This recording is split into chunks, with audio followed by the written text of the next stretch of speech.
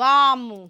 నేనైతే ఇంట్లో ఉన్నప్పుడు కప్పనో, తొండనో, బల్లో గానొస్తే చాలు చెంగునెగిరి చెరువు కట్ట మీద కురుకుతా. ఎవలన్నొచ్చి అవిటిని ఎల్లగొట్టేదాంకా ఇంట్లో కాడు కూడా పెట్టా. అందరం మరీ నా అంత గాకున్నా ఎంతో జరంత భయపడతారు.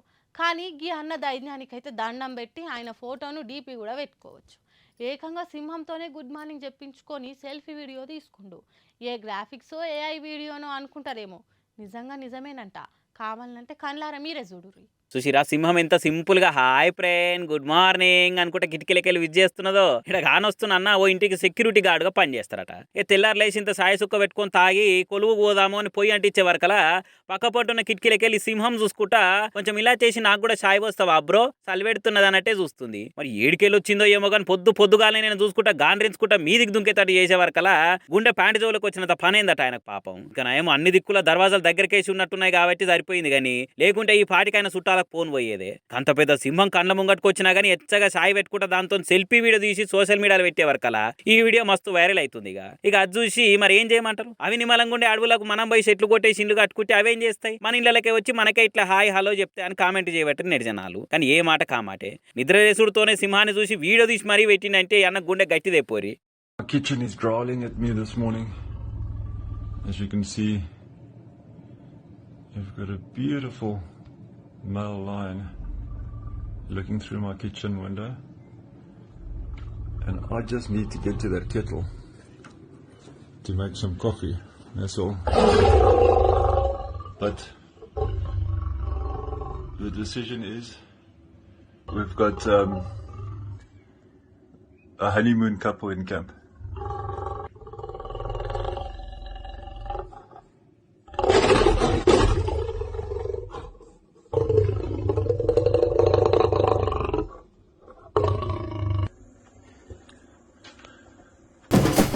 అమ్మ వెట్టది అడుక్కది ననియ్యదు అన్నట్టు ఈ కాంగ్రెస్ వల్ల ఎవ్వారం అని మండిపడుతుండ్రు పాలకుర్తి పబ్లిక్.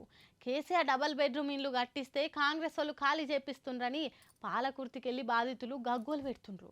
మరి కాంగ్రెస్ వాళ్ళు ఎందుకు డబల్ బెడ్రూమ్ ఇల్లు ఖాళీ చేపిస్తారు? వాళ్ళకేమక్కరా అంటే గిది చూస్తే మీకే ఎరకైతుంది.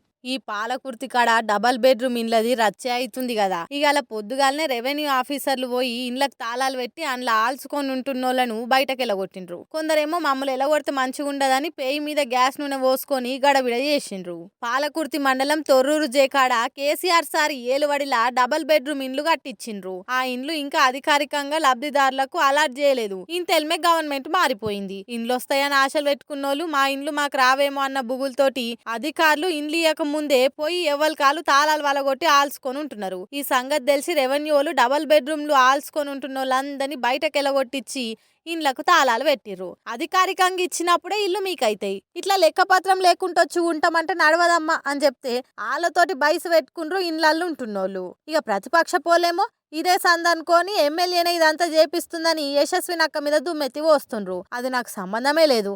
రెవెన్యూ వాళ్ళు వాళ్ళ పనాలు చేసుకుంటూ పోతే అది కూడా నాకు అంటగడితే నేనేం చేద్దును అని అక్క వాపోతుంది పాపం.